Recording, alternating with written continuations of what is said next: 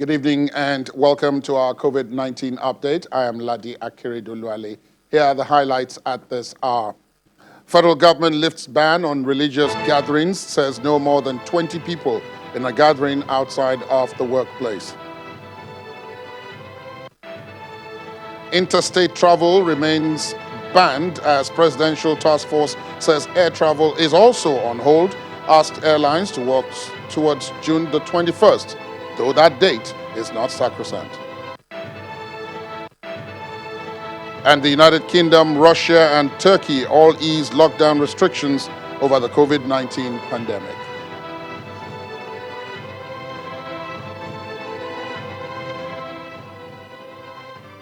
At the much anticipated briefing by the Presidential Task Force on COVID-19 today in Abuja, the federal government announced the movement to phase 2 of the eased lockdown over the COVID-19 pandemic.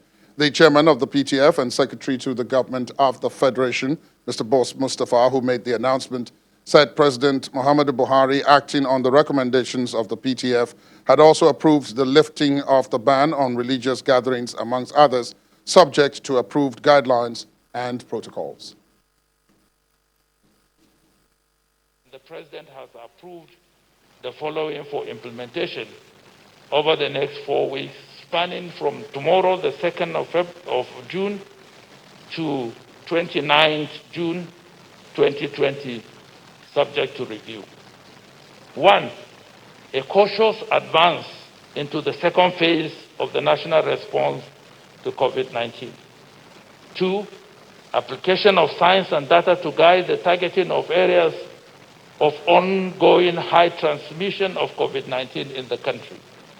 3, mobilization of all resources at state and local government levels to create public awareness on COVID-19 and improve compliance with non-pharmaceutical interventions within communities. 4, sustenance of key non-pharmaceutical interventions that would apply nationwide and include the following.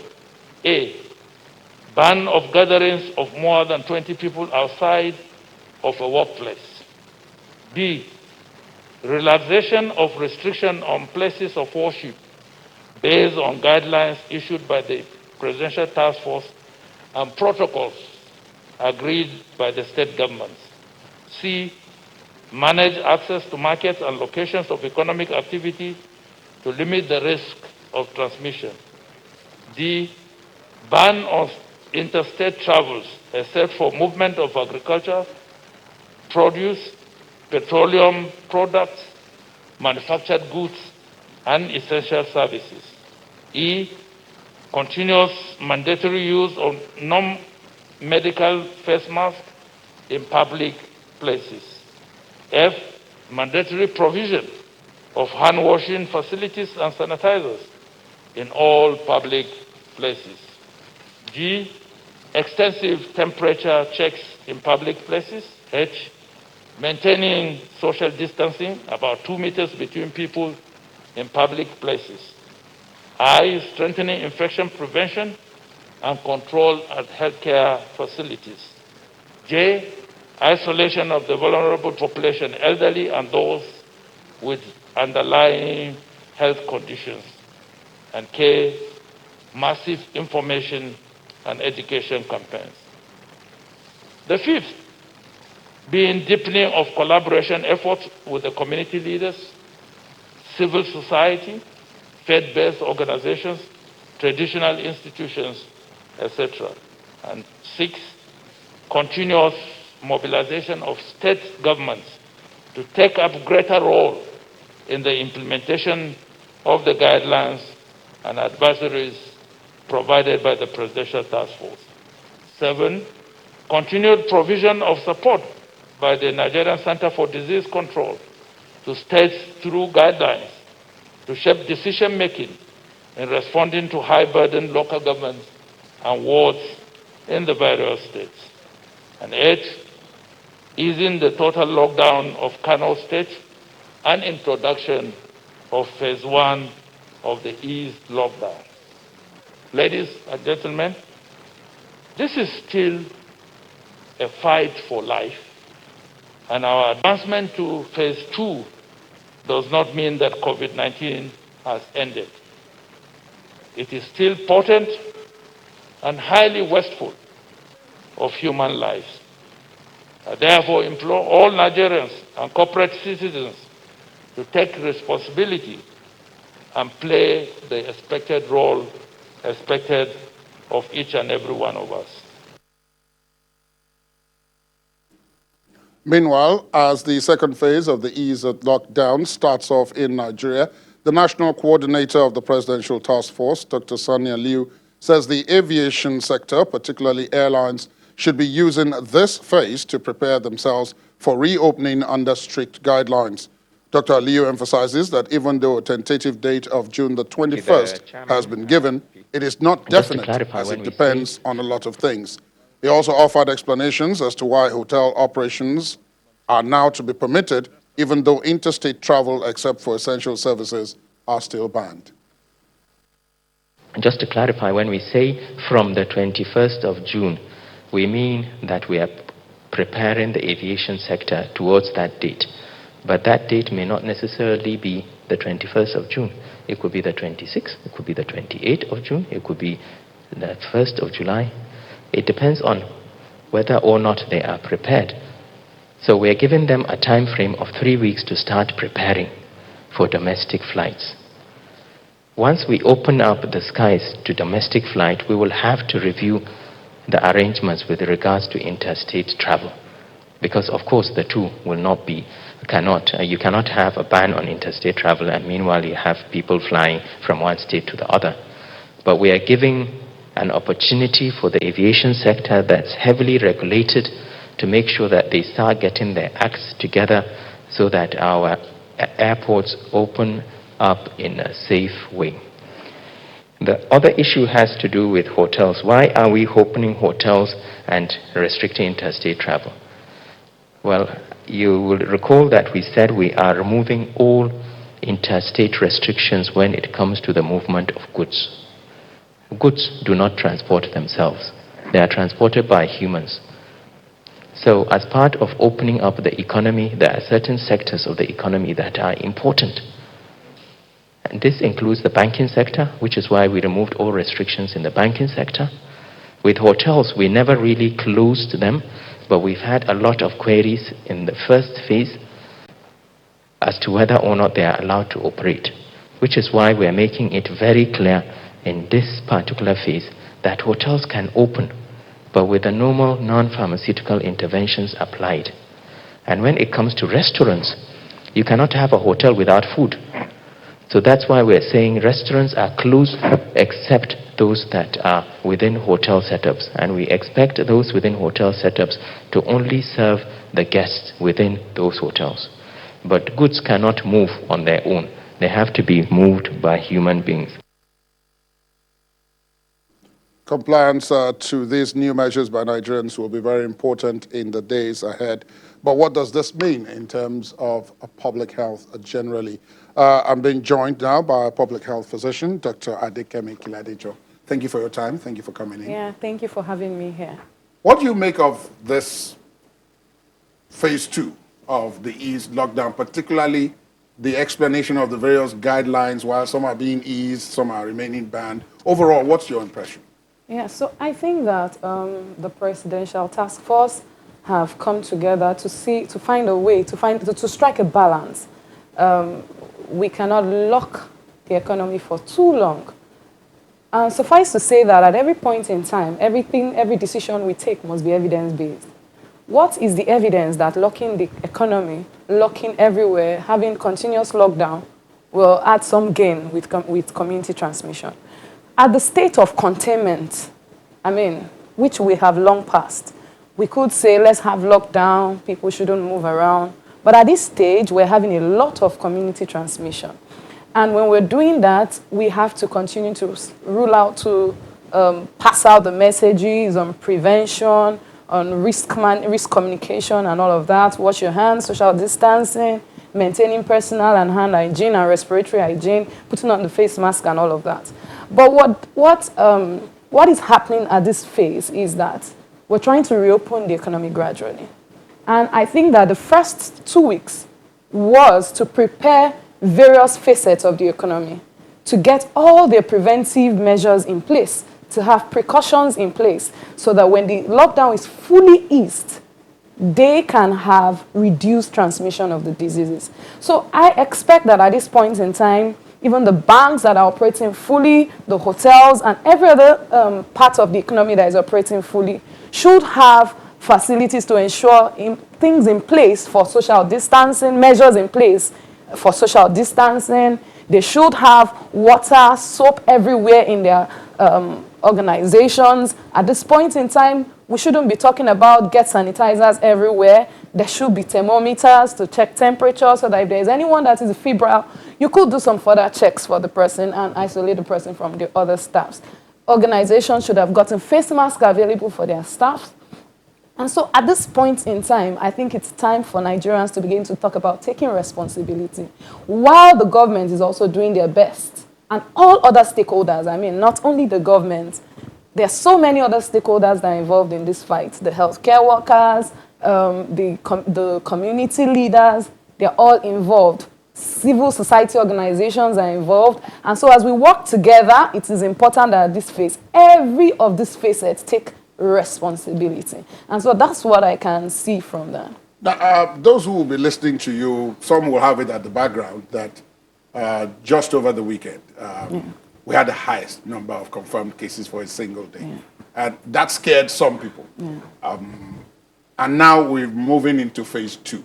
Yeah. In phase 1, compliance was an issue. The various issues you raised, face masks wearing, social distancing, and then now more and more places are going to open. Yeah. You also pointed out that we've left containment. Absolutely. A long time ago. Yeah, absolutely. And that community transmission is going on. Don't you harbor any fears that as we open more and more of these places, given the issues we have had with compliance, we might be taking a fairly big gamble? Okay, so this is what I would ask. The way I will answer your question is by asking, what do we stand to gain when we keep locking down? That's the question. Okay. We've had easing of the lockdown in the last 2 weeks, but despite that, cases are increasing, right? Right. So it has gotten to a point where evidence-based, science-based, we can see that even having the lockdown is no more achieving the results that we want. And at every point in time, we have to be concerned about the good of the people. So we can't keep doing things because everybody is saying let's lock down, or some communities are still locking down. But I want us to know that even though the federal government is saying let's ease the lockdown, states also, state governments, I remember the Presidential Task Force emphasized that state governments have to take responsibility. Yes. And so at every point in time, if you think there's a reason to lock down a particular community to prevent spread, why not?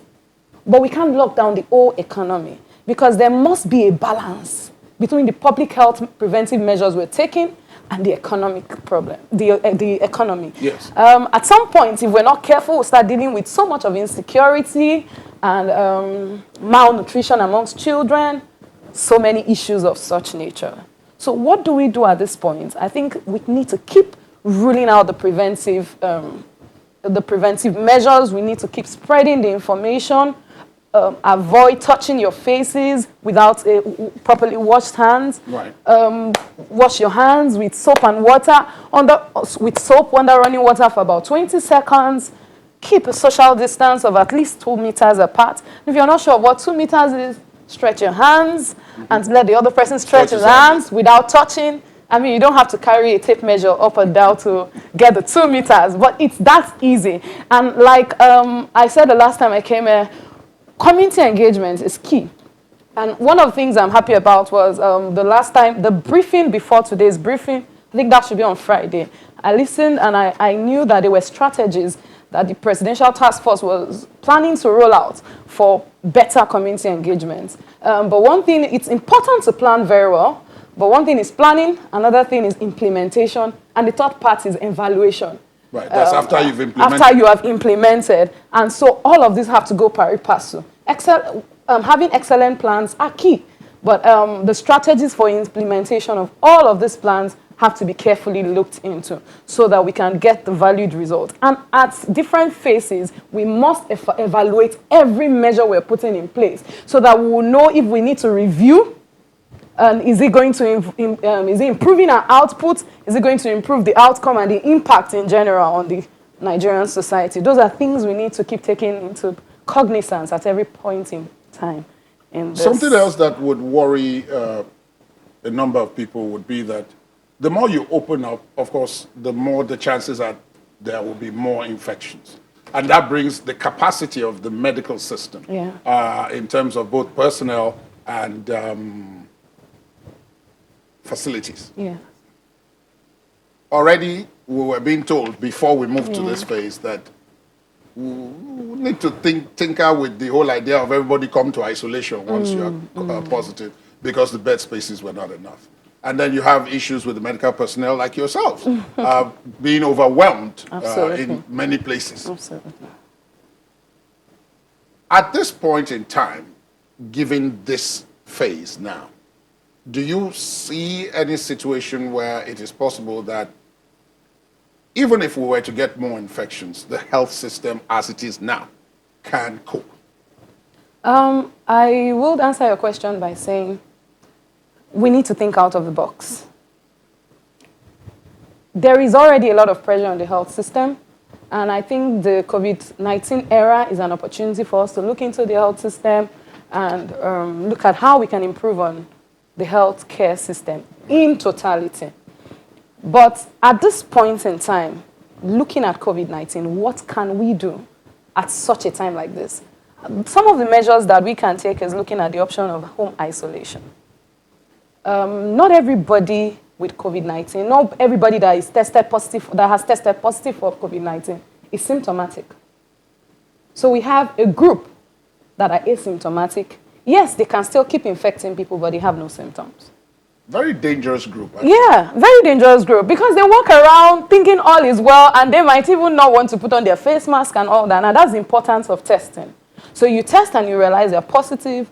They need some form of isolation because they can still spread infection, especially amongst their families and the people they interact with daily. So what do? When we have home isolation, what we're saying is that those that are asymptomatic and those that are mildly symptomatic, I mean, mild symptoms, mild to moderate symptoms, leaving the available structures in the health facilities for those that are severely ill and those that are compromised in some sorts. And then while we're saying home isolation also, I'm sure the high risk, the very high risk group, like the those that have some form of comorbidities, yes, underlying health, yes, or the elderly. The people in that group, of course, we can't isolate them at home. And when we're talking about home isolation, it has to be properly done. We have to do a bottom-up approach. And so we work from the communities, and then we allow the primary health care system to be in touch, communities to be in touch, to plan this. They have to be engaged. I'm not talking about informing the community on what we want to do, but the highest form of community engagement, there has to be community ownership, not just involvement or participation. They have to own it. They have to understand why people need to be isolated at home so that they don't stand a chance to be stigmatized again. And that's why we need to carry the community along. And being isolated, having someone isolated at home, what does it really mean? It means that for some people, they have space in their house where they can keep to themselves and just have somebody do their groceries, pass food to them with minimal relationship with other people in the house physically. I mean, they can call, they can have video calls and all of that. But that cannot be done everywhere because we do not have a homogeneous society. We have societies where we have 5, 6, 7 people in a room. And so in that case, and what if that person is asymptomatic? Do we say home isolate? Absolutely not. At some point, we might have to take them out, or we do what we call reverse isolation. Reverse isolation means you could take the elderly or the high-risk group out of that place. So that even though they are not the ones who are affected. Yes, they are not the ones who are affected. But you know, if they contact the virus, they are more likely to degenerate with their with what they come up with the health conditions and all that. And then I think this home isolation doesn't mean that those people at home will be abandoned. They're going to be having real-time communication with the healthcare providers, either through calls or through various signals. At any point in time, when the asymptomatic becomes symptomatic, or the mild to moderately symptomatic becomes severely symptomatic, of course, it's just a call across. And then we can come and evacuate them to the isolation center, for proper monitoring. I think that will help a lot to decongest Dr. the existing facilities. A lot of food for thought. Yeah. Thank you so much for your time. Thank you for coming in. Yeah, thank you for having me. Nice to be here once again. We'll take a break, and when we come back, we'll still be taking a look at these issues, as well as one particularly vulnerable group. Please stay on with us.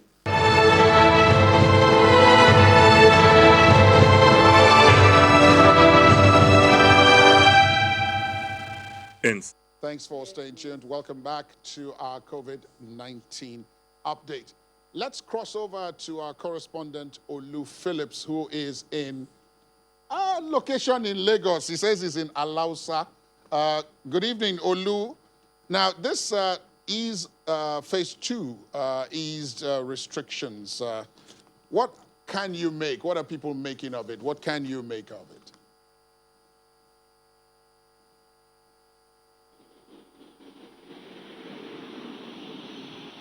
Ladi, good evening to you, and good evening to every Nigerian and Nigerians.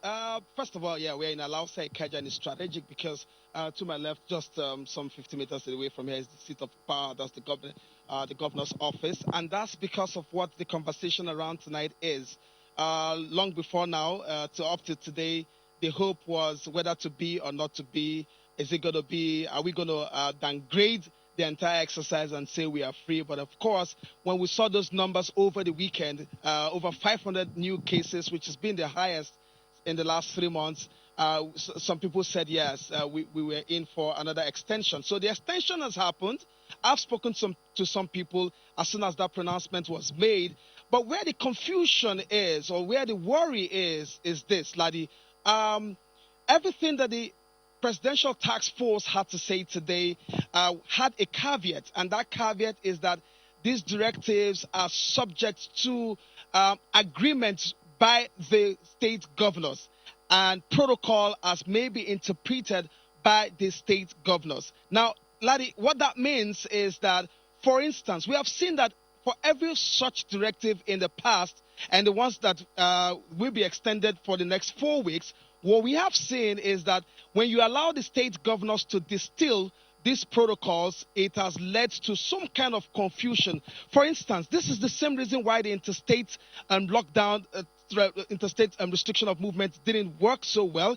This is the same reason why we had confusion over the movement of Almajiris. I mean, the State Governors Forum came up to say that there's an interstate lockdown. But meanwhile, state governors were also ejecting Almajiris back to their state of origin. Now, you also talk about religious worship centers, which, of course, we hear now that there's a presidential order, or there's a presidential release to that effect that worship centers can resume. Now, what that means is that state governments are now at the liberty of the protocol, if that information serves us right, to determine how many members or how much people can be in a worship center. If the directive as regards not more than 20 people besides a workplace is to be enforced. I've had pastors call me this evening to ask what exactly does it mean to leave. I've also had an imam ask me what exactly does it mean to have the religious place of worship being lifted in terms of gathering. Well, there's a caveat also in that says that not more than 20 people can meet in a place. But the argument again is, if you have a bus transit system that sits like 40 people, and you had to reduce it by 20 people because of the number of people that can travel by way of spacing. If you now have a cathedral or a church or a mosque that can seat 4,000 people, for instance, or that can have 4,000 worshippers, for instance, by way of spacing, can't we have up to about 1,000 if they can keep by a meter? These are the questions that have been asked since this directive came up this evening, Ladi. Well, Olu, again, these are some of the difficulties that I guess in the days ahead, some of this will have to be interpreted by the various authorities so that there is some level of clarity. But surely, I'm sure the reactions are a bit more positive and possibly less confusing when it comes to the issue of hotels.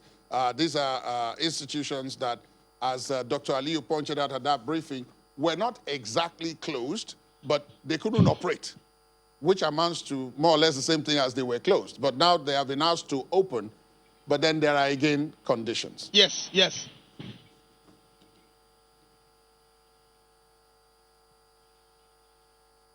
Yeah, Ladi, I mean, sometime on this program, we did talk about it. We did predict this, that if every nation is getting ready to open up their economy, just like we've entered the phase 2 of reopening of the East and opening the economy, we knew that. I have some difficulty with Olu's audio there. If we can correct it, we will. Okay, I understand that it's better, so let's get back to Olu. Open. I understand can we you can hear me, now Ladi? hear you. Yes, we can now hear you, yes. Yeah, so I was saying, that we did predict that a time will come.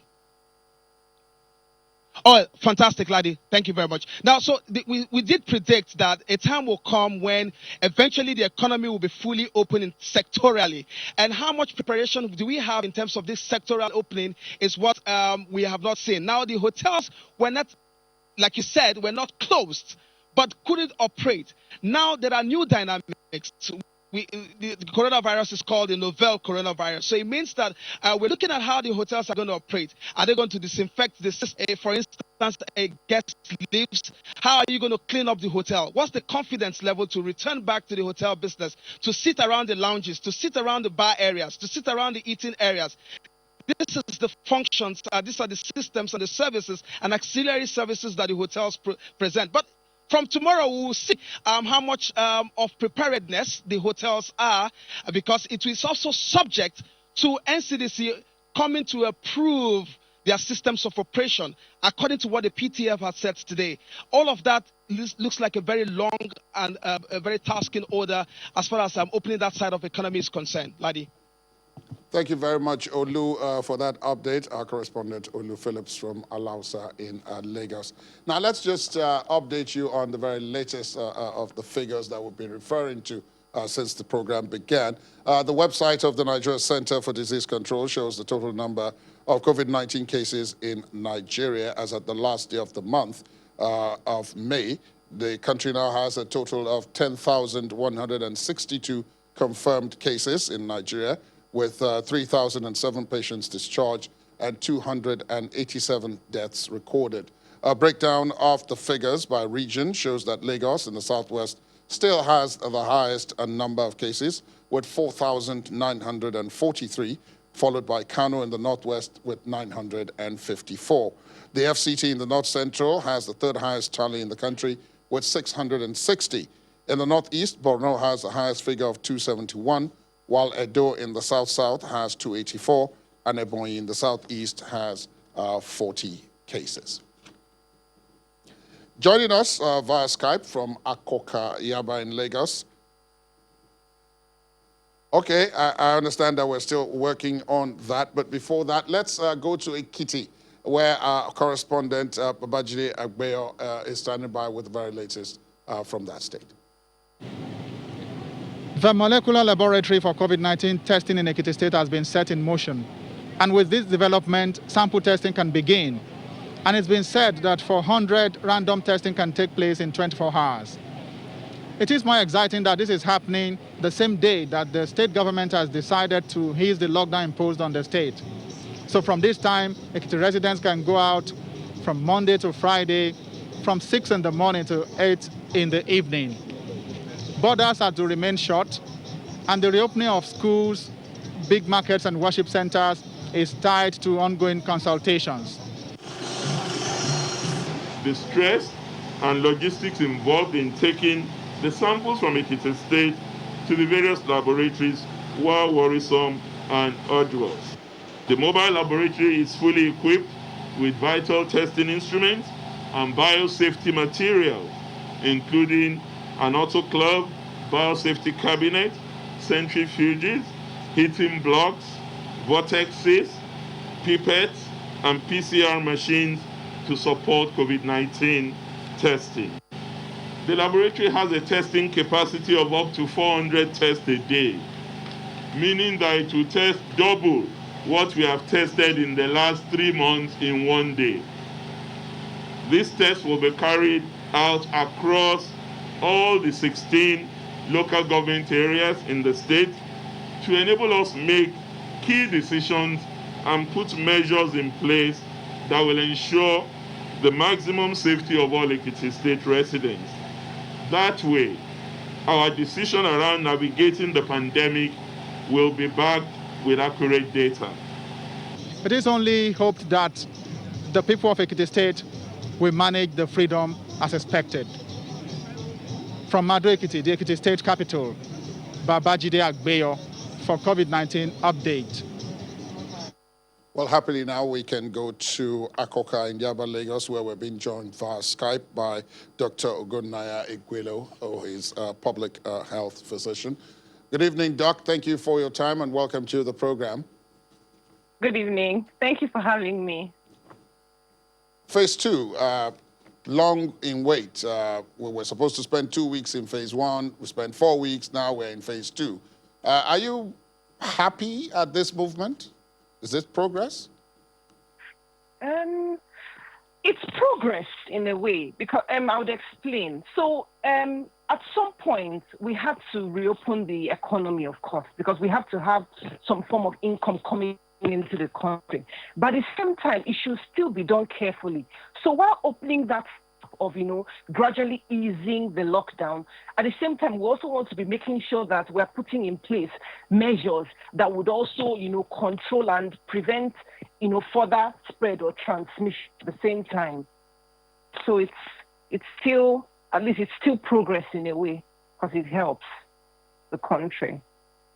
Many of what we heard today about even the sectors that are now allowed to operate, the sectors that will now be opened, came with a lot of caveats, a lot of guidelines. There will still be a lot of things to do before those things actually happen. For example, markets, we talked about hotels and so on, even the airlines and all of that. Do you have any fear that it's possible that even while all these preparations are going on for the opening or for the reopening of these sectors, the community spread that obviously is now happening will continue unabated? Oh, yes, definitely. The fear is still there because, the whole idea is to, plead with Nigerians to ensure that everyone takes their responsibility to do what they are supposed to do. Because, part of the thing is, yes, we want to be able to, open up the economy so that we don't suffer so much losses and people are not also suffering as well. But at the same time, you want to make sure that people are also taking their responsibility by, ensuring that they're wearing their masks. Businesses are making sure that they have, those wash facilities, that's the water, the sanitation, and the hygiene facilities instituted either in the workplace. You want to ensure that they are still, ensuring that they are carrying out, physical distancing. Because at the same time, while we are opening up the economy, if we can try as much as possible to maintain these measures, we can still have some form of control in terms of the number of cases we see in the coming weeks. Before I let you go, Doc, let me ask you this, though.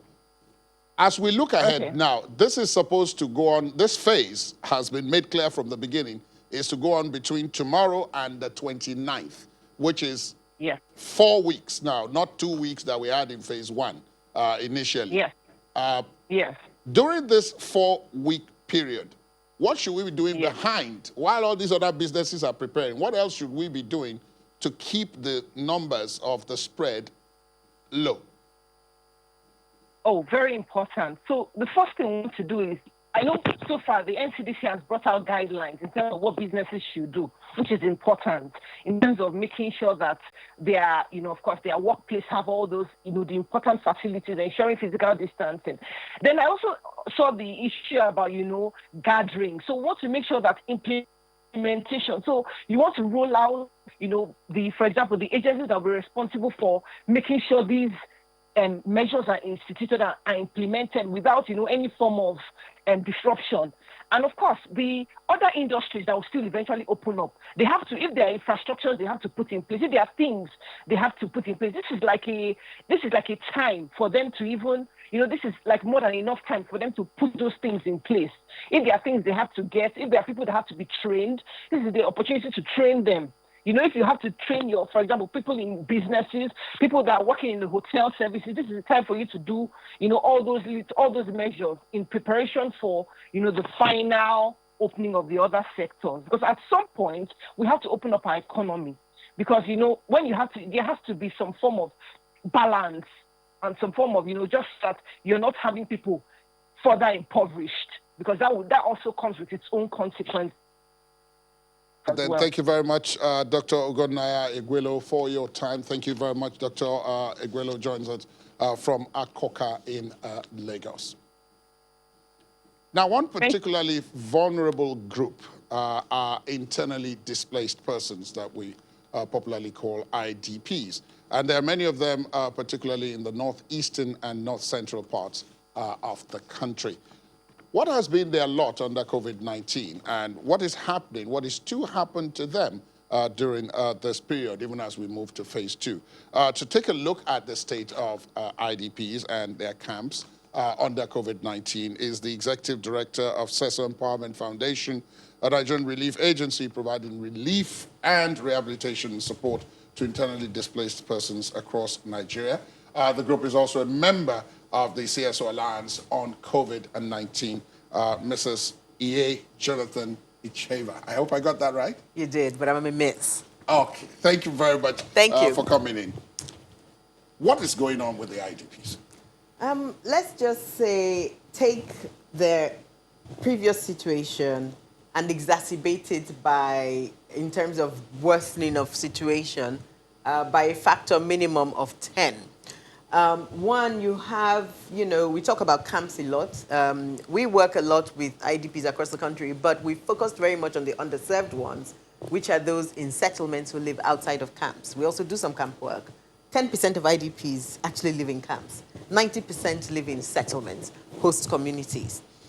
So you can imagine, think of it this way. So IDPs typically are living in conditions where there's no running water, there's no clean water. They have even normally naturally low immunity because they do not have access to food. They don't have the right access to healthcare facilities the way you and I would have. And then add on the COVID-19 and the various risks. So even before the first lockdowns that were announced, we started reaching out to the women and the people we work with, giving them some cash assistance so that they could even have money to even, first and foremost, buy some food for themselves, for their families. But then, with the lockdown, we couldn't go into the communities to even check what was going on. We were able to educate them on hand washing and all of that, but not a lot of them had access to that information. So imagine also now with the easing of the lockdowns and the curfews that came up. First, livelihoods affected, lives affected. So they've lost whatever little livelihoods those could, the typical informal workers in the economy who sell akara every day, who are doing their Okada work or whatever, to try and survive, if they even have it at all. Or they even have people who come in to give them some sort of food or different things like that. But with the lockdowns, and also with the economic changes, everybody's trying to figure out what's happening. Some people have lost income. So even the funding that would have come typically, has also reduced. So just imagine they are extremely hard hit. I would say that if you go to their living conditions, they live in very cramped conditions. So if we think everybody else is at risk, increase that risk factor for IDPs by at least 10. You may have even 15 people staying in a little shanty trying to just survive heat, extreme heat conditions, and so many different things going on. So that's the situation. Some entities, and we've seen, of course, also some palliatives that reach some of the IDPs, and then a lot of bodies have gone in and tried to distribute masks and all that. Let me put nowhere you on pause. Near enough. We need to take a quick break, just a minute break, and when we come back, we'll conclude that discussion. Please stay with us.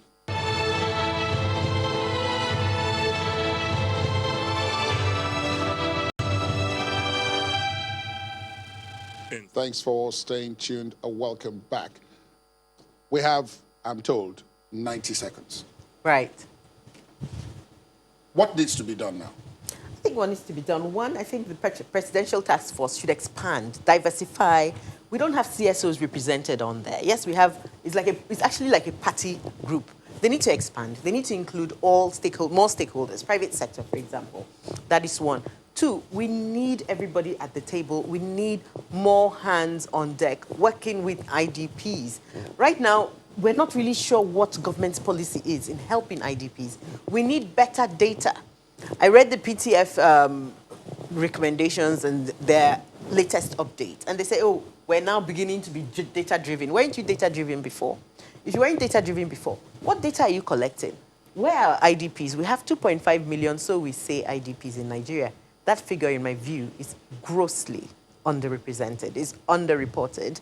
I think we have much more from what we've seen because the focus is on the northeast. We've forgotten they're more in the north central and some who have fled down south as well.